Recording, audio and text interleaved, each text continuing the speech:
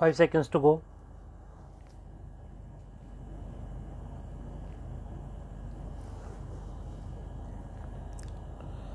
Start. So, what proportion of Indians have borne the brunt of the double shock?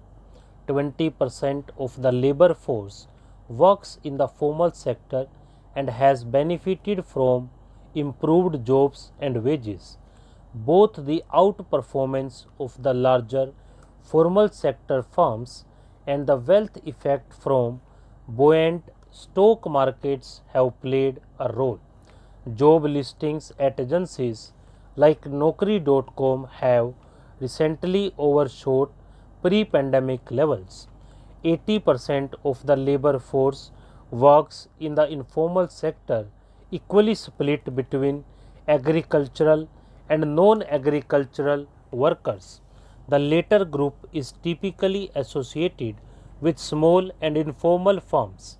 Agricultural workers did well in the first half of the pandemic given good monsoons, an exemption from the lockdown, and government welfare spending in rural India.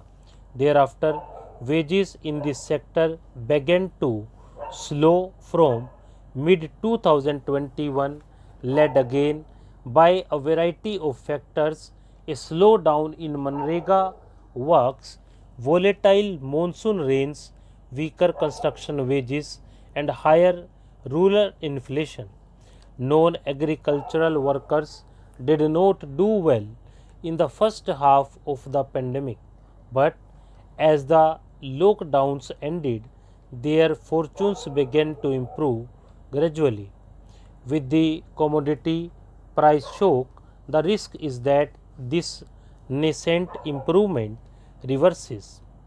This group, divided equally between rural and urban India, is perhaps the most vulnerable at this point. All this has implications for GDP growth. We have a lot of good data in India to help track the formal sector, but we don't have as much real time data for the informal sector. In the short run, the statistics office assumes that the trends in the formal sector are a good proxy for the informal sector, but in periods when the informal sector underperforms the formal sector, this assumption can lead to an overestimation of GDP. Meanwhile, if the weakness in the informal sector persists, it eventually shows up a lower demand, even hurting the prospects of the formal sector and growth. The good news is that the right policy mix can help control inflation and limit that pain endured by the informal sector. There are two policy objectives: safeguarding growth and controlling inflation, and two instruments: fiscal policy and monetary policy. An appropriate strategy whereby fiscal policy set by the government focuses on growth and monetary policy set by the RBI focuses on inflation can achieve an optimal outcome.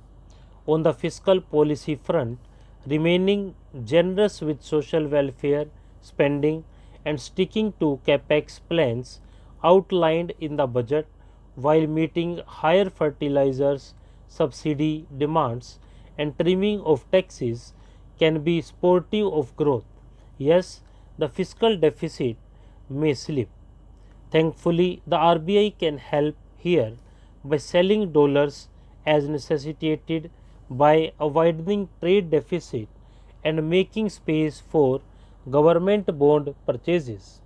On the monetary policy front, the RBI can help limit the second round impact of higher input prices by gradually tightening monetary policy, normalizing the rate corridor by raising the reverse repo rate, changing the stance from accommodative to neutral, and gradually hiking the repo rate.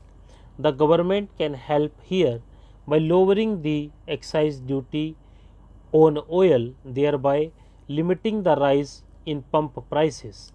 To conclude, we have an interesting situation at hand whereby India's future business confidence indices are buoyant, but future consumer confidence indices are sluggish. Which of the two is correct? Will business prospects decline or will consumer confidence rise? The right policy mix can help achieve the optimal outcome even in difficult times. Stop.